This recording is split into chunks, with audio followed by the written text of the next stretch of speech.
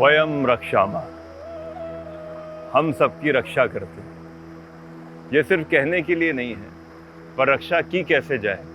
आइए आज हम जिस चरण की बात कर रहे हैं वो सारी सृष्टि और मनुष्य जीवन का आधार है, जिसको मैं कुछ इस तरह से बयान करना चाहता हूँ कि क्षिति जल पावक गगन समीरा, पंच तत्व रचि अधम शरीरा। ये सिर्फ चौपाई नहीं है, ये मनुष्य जीवन और सारी पृथ्वी या सारी सृष्टि के जीवन का मुख्य आधार है कि हम 5 तत्वों से बने। इस सृष्टि में रहने वाले लोग हैं, ये 5 महाभूतों की ही प्रतिमूर्ति है। इसका उदाहरण मैं आपको ऐसे देता हूँ कि जल, अग्नि, पृथ्वी, वायु और आकाश, ये 5 महाभूत हैं। अब अगर हम जल की बात करें तो जल क्या है? जल जीवन है। पर मनुष्य शरीर में जीवन किस रूप में बहता है? ये बहता है रक्त के रूप में। रक्त की तरलता जो है वो जीवन को एक नया आयाम देती है। उसी तरीके से हम बात करते हैं पृथ्वी की, जो हमें आकार देती है। आप जो शारीरिक संरक्षण देखते हैं या जो भी आप स्ट्रक्चर देखते हैं या कह सके जो भी शारीरिक आपका जो एक अस्तित्व नजर आता है वो पृथ्वी तत्व की देन है। अब हम बात करें अग्नि की, तो अग्नि क्या है? अग्नि हमारे जीवन की ऊष्मा है, अग्नि हमारे जीवन की ऊर्जा है, अग्नि ही पाचन है, अग्नि ही मेटाबॉलिज्म है। यदि अग्नि नहीं रहेगी तो ये तत्व जीवन तो दे देंगे, पर इस तत्वों को ऊर्जा के साथ चलाने वाला तत्व भी तो चाहिए। इसलिए अग्नि भी तीसरा महत्वपूर्ण तत्व जो है वो हमारे इस प्रकृति में और शरीर में विद्यमान है। चौथा तत्व है वायु। वायु यानी हवा, जो कि श्वसन क्रिया, सांस लेने की जो शक्ति है वो आपको वायु तत्व से ही प्राप्त करती है। अब हम बात करते हैं 5वें तत्व की, आकाश तत्व, जो मौन है। इस आकाश तत्व ने सबको अपने अंदर धारण किया हुआ। ये मनुष्य के जीवन का सबसे बड़ा आध्यात्मिक तत्व है, जो आपको वननेस से जोड़ता है, आपको निराकार ब्रह्म से जोड़ता है। और आप इन तत्वों के अलावा एक सबसे शक्तिमान अदृश्य निराकार ब्रह्म की कल्पना करते हैं, जिसके सामने आप अपने जीवन को नतमस्तक करते हैं। मैं एक बात बताना चाहता हूं कि हम जो कि इस प्रकृति से ही बने थे, जिसको हम पुरुष कहें, पुरुष कोई जेंडर की संज्ञा नहीं है कि कोई मैस्कुलिन एनर्जी की हम बात कर रहे हैं तो पुरुष है। पुरुष यानी प्रकृति से उत्पन्न जीव, एक तत्व। गांव थे, गांव में कहीं ना कहीं तत्वों के महत्व को लोग माना करते थे। धीरे धीरे गांव कस्बों में तब्दील हुए, कस्बे जिलों में तब्दील हुए, जिले छोटे शहरों में और छोटे शहर महानगरों में। तो जो शुरुआत हमने जंगल और पंच तत्व के बीच से आरंभ करी थी, जो प्रकृति की गोद से आरंभ करी थी, वो प्रकृति का बच्चा जो प्रकृति की गोद में पला बड़ा, पर बड़ा होते होते धीरे धीरे उसने अपनी माँ, अपनी धरती माँ, अपनी मदर अर्थ को ऐसा त्यागा और इतने दूर जा बसा कि वो सब कुछ भूल गया कि जिस ऊर्जा से वो संचालित हो रहा है वो इन पंच तत्व और इस प्रकृति की ही तो देन है। पुनः यदि प्रकृति माँ की गोद में बैठना चाहते हैं और पंच तत्व के प्रति अपना सम्मान या अपना सरेंडर या वननेस दिखाना चाहते हैं, तो आपको जो विकास की जो दौड़ है, जो अंधी दौड़ है, उसको त्यागना होगा। पर ये आज के दौर में एक बड़ा कठिन सवाल है, क्योंकि अगर हम जल की बात करें तो जल शुद्ध रह नहीं गया। हमने जल का जितना अपमान किया है, मुझे नहीं लगता कि मानव दृष्टि में किसी ने जल का उतना अपमान किया होगा। जो जल हमें ईश्वर ने बिना किसी पूंजी के या बिना किसी कीमत के दिया था, आज हम इतने मजबूर हो गए हैं कि आज हमें वो खरीद के पीना होता है। बात करें अग्नि तत्व की, तो अग्नि तत्व में भी आप देखें कि हमने जिस तरह से जंगलों का हनन किया है, हमने जिस तरह से अपने वन क्षेत्रों का कटाव किया है, तो आज हमने पूरा संतुलन बिगाड़ दिया है। उस वजह से जो सूर्य की जो सृजनात्मक किरणें होती थी, अब वो हम तक पहुंचती नहीं हैं। वन उनसे हमारी रक्षा भी करते थे, सूर्य की क्रूर किरणों से भी हमारी रक्षा करते थे, पर अब वन बचे नहीं हैं, तो अग्नि भी आज हमको शुद्ध रूप से प्राप्त होती नहीं है। हम बात करें वायु की, तो आप देख सकते हैं कि चाहे वो हवाई जहाज हों, चाहे जमीन पे चलने वाले यातायात के संसाधन हों, या जल पर चलने वाले भी जो संसाधन हों, उन सब ने अपने तरल पदार्थों से जो कि केमिकल युक्त है, इन तत्वों का सर्वनाश वैसे ही कर दिया है। बात करें पृथ्वी की, तो पृथ्वी जो हमारी असली माँ है, धीरे धीरे हम उसकी मिट्टी को ही खोदते चले गए। जहाँ देखें इमारतें, जहाँ देखें खनन खनन खनन, तो माँ तो अब रही नहीं गई। माँ को तो हमने क्षीण और जीर्ण कर दिया है। तो आज हम अगर बात करते हैं कि भाई आकाश तत्व भी ले लें, इसको भी ना छोड़ा जाए। एरोनॉटिकल या स्पेस टेक्नोलॉजी के डेवलपमेंट की आड़ में हमने कहीं ना कहीं जो आकाश, स्पेस या अंतरिक्ष का भी जो संतुलन है, हम इतने स्वार्थी हो गए, इतने महत्वाकांक्षी हो गए कि हम उस तक भी पहुंचने की कोशिश कर रहे हैं। विकास की इस गति को हम पूरी तरह तो नहीं बदल सकते हैं, पर हाँ, जो हानि हमने अब की है या जो आज की पीढ़ी है, अगर ये समझ सके कि हम प्रकृति की ही देन हैं, इसी से ही उत्पन्न हुए हैं, जो कुछ हानि हुई है उसको दोबारा रिपेयर करने की कोशिश की जा सकती है।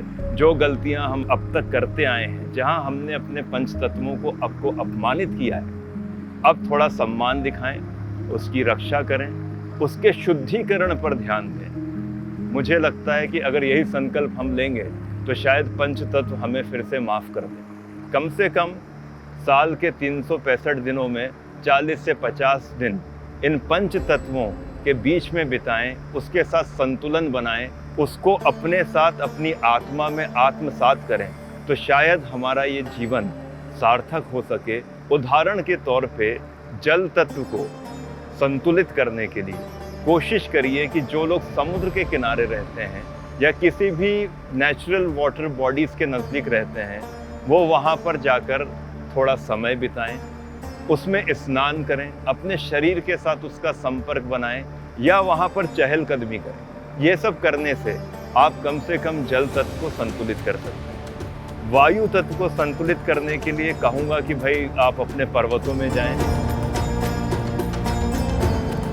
पर्वतों में नहीं जा सकते हैं तो कम से कम ऐसे क्षेत्रों में जाएं जहाँ पर वायु प्रदूषण कम हो, प्रकृति आपको साक्षात तौर पर नजर आए और आप अपने श्वसन क्रिया के माध्यम से वास्तविक वायु तत्व को महसूस कर सकें। जहाँ तक अग्नि तत्व की बात है, तो मैं कहूँगा आज एक नया दौर है।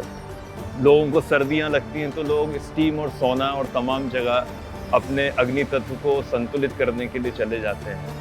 और ज़्यादा लोगों को संतुलित करना होता तो कई इस तरह के मादक पदार्थों का भी सेवन करते हैं, जो एक कृत्रिम, एक आर्टिफिशियल अग्नि आपके शरीर में निर्मित करती है। वास्तविक अग्नि का प्रतीक अगर कोई है, वो साक्षात सूर्यदेव हैं। तो कुछ समय निकालें, कम से कम दिन का आधा घंटा, कि आप सूर्य की किरणों के सीधे संपर्क में आ सकें, तो आपका अग्नि तत्व स्वयं से जो है वो संतुलित हो जाएगा। पृथ्वी तत्व से अपना सहयोग बढ़ाने के लिए हर मनुष्य को मिट्टी से प्रेम करना चाहिए। तो उसके साथ धरती के साथ सीधा संपर्क, कंक्रीट जंगल को मैं धरती नहीं कह रहा हूँ, जहाँ पर प्राकृतिक धरती हो, जहाँ पर मिट्टी हो, उसके संपर्क में आने से आप अपने शरीर में पृथ्वी तत्व को संचालित कर सकते हैं। आकाश तत्व के लिए सबसे सरल उपाय है, वहाँ आपको कहीं जाने की आवश्यकता नहीं है। जीवन में आधा घंटा मौन साधना या ध्यान साधना या चुप रहकर अपने अंदर झांकने के लिए ओम के उच्चारण को अपने जीवन का एक अभिन्न अंग बना लें, तो आप देखेंगे कि कहीं ना कहीं आप ये विकास के भागम भाग के क्षेत्र में भी अपने आप को इन पंच तत्वों के साथ संतुलित कर सकते हैं। अगर हम अपने वैदिक शास्त्र की बात करें तो सूर्य की किरणों को लें। सूर्य की किरणों का जो वास्तविक विधान है वो सूर्य उदय के वक्त ही है। जो मनुष्य सूर्य उदय के वक्त से लेकर आधे घंटे तक अपने शरीर पर उन किरणों को ग्रहण करता है, तो वो सूर्य की वास्तविक ऊर्जा को अपने अंदर आत्मसात करता है। दोपहर में जब सूरज अपने चरम पर अपनी डिग्री को बढ़ाता चला जाता है, तो हमारे शास्त्र ने भी उस दौरान कहा कि आप पेड़ों की छांव में रहें, मिट्टी के घरों में रहें, तो पंच तत्व ही आपको, या जल के करीब रहें, वो आपको बचाते थे। जीवन का सबसे अहम तत्व जल है, परंतु दुर्भाग्यवश आज हमको जल प्राप्त होता ही नहीं। कि जल के देवता हैं वरुण, अब वो शुद्ध जल तो ला नहीं सकते हैं, पर हमारे वैदिक शास्त्र के अनुसार मंत्रों की जो ध्वनि है उसमें इतना बड़ा कंपन है और उसकी ऊर्जा इतनी विशिष्ट है कि आप जल को भी शुद्धिकरण की तरफ ले जा सकते हैं। तो प्रतिदिन जितनी दफ़े आप लोग पानी पिएं, तो पहला मेरा निवेदन है कि पानी को प्लास्टिक या कांच में ना पिएं। पानी के लिए स्टील का बर्तन भी चलेगा, या कोई अष्टधातु हो या तांबा हो या कांसा हो, जो कि प्राकृतिक जो हमारी धातुएं थीं उसमें ही जल को ग्रहण करना है। कांच प्राकृतिक धातु के अंतर्गत नहीं आता है। उसके बाद आपको अपनी हथेली से जल के भरे हुए ग्लास को कवर करना है और जल के देवता वरुण का एक मंत्र है जो 11 बार उसका उच्चारण करना है। ओम वरुणाय नमः, ओम वरुणाय नमः।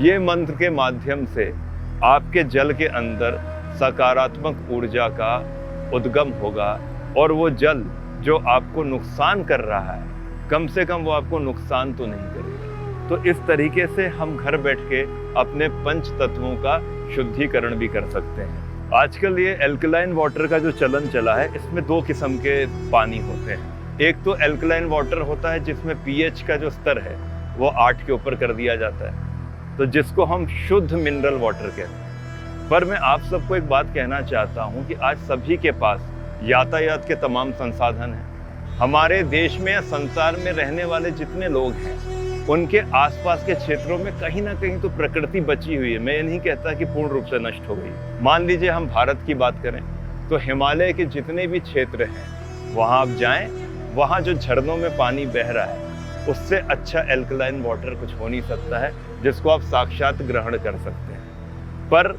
यह भी एक प्रोपेगेंडा है। पूंजीपतियों के माध्यम से इन्होंने एक नई टर्म दे दी कि एल्कलाइन वाटर। एल्कलाइन वाटर तो हमारी प्रकृति में पड़ा ही हुआ है, पर ये आपको उसका ज्ञान देना ही नहीं चाहते और वो ज्ञान हम लेना ही नहीं चाहते, और वो ज्ञान हमारे पास नहीं है।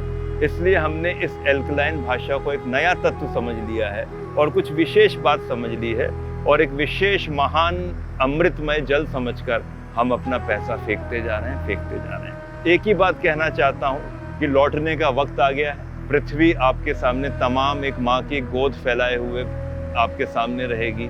आप उसकी गोद में लेट के एक छोटे बालक की तरह अपने आप को जोड़ सकेंगे अपनी माँ से, और आकाश जो कि परब्रह्म है, ध्यान स्वरूप में शांत चित्त होकर आप इन सभी तत्वों को अपने अंदर एक वननेस के साथ महसूस कर सकेंगे। यही उद्देश्य है वयम रक्षामा का, ताकि हम लोगों की रक्षा कर सकें, अपनों की रक्षा कर सकें, प्रकृति की रक्षा कर सकें, पुरुष की रक्षा कर सकें। वयम रक्षामा।